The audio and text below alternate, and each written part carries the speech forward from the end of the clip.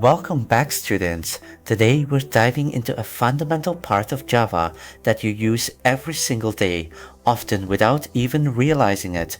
Have you ever wondered how Java displays messages on your screen, or how programs generate receipts, reports, and text files automatically? Today we're going to discover the class behind all of those tasks, the PrintStream class.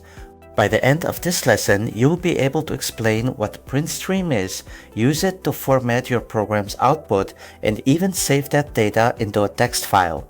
Let's get started! First, let's talk about what PrintStream actually is. It's a predefined Java class found in the java.io package. We use it to display or write data. As a beginner, you've actually been using it since day 1 through system.out. Look at this familiar line, system.out.println. Here, system is the class, but out is actually a PrintStream object.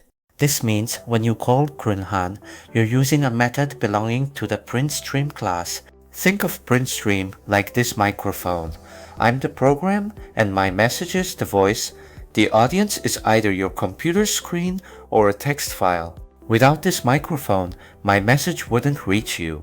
PrintStream is that bridge for your data. Just like a microphone sends sound to speakers or a recording, PrintStream sends your program's data to the console or a file. Without it, your Java program would be silent and unable to share information anywhere. Now, PrintStream gives us several ways to send that information. You might have seen print and println, but there are also powerful tools like printf and format. Let's see how they differ. The basic print method stays on the same line. If I print Java, then programming, they stick together. But println adds a new line, moving the cursor down so the next message starts on a fresh line. Much cleaner, right? But what if you want your output to look professional, like a receipt or a report? That's where printf comes in. The F stands for formatted. It uses special placeholders called format specifiers. We use % for strings, %d for integers, and %.2f for decimals rounded to 2 places. Notice %n? That's how we tell printf to move to a new line. It's like a secret code for your layout. So far, we've only seen text on the screen, but PrintStream can also create actual text files.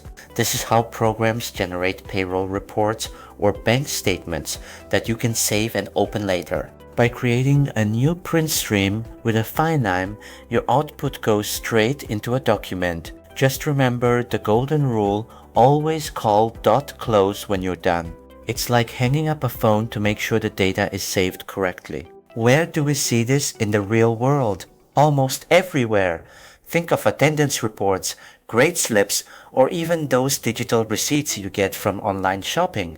PrintStream is the engine making those possible. From payroll systems to grade reports, organized output is crucial. It turns raw computer data into information that humans can actually read and use to make decisions. That's the power of clean formatting. As you start practicing, you might run into a few bumps. Don't worry, even professionals make mistakes. Let's look at the most common ones so you can avoid them. Forgetting to close your file, typos in the class name, or using a %d for a decimal are classic errors. Always check your imports at the top of your code too. Consistency is key in programming. We've covered a lot today. You've seen how system.out works, how to format text, and how to write the files. Let's wrap everything up with a quick recap. Remember, PrintStream is for output, system.out is your main tool, use println for new lines, and printf for formatting. And most importantly, always close your files to keep your data safe. Now, I have a challenge for you.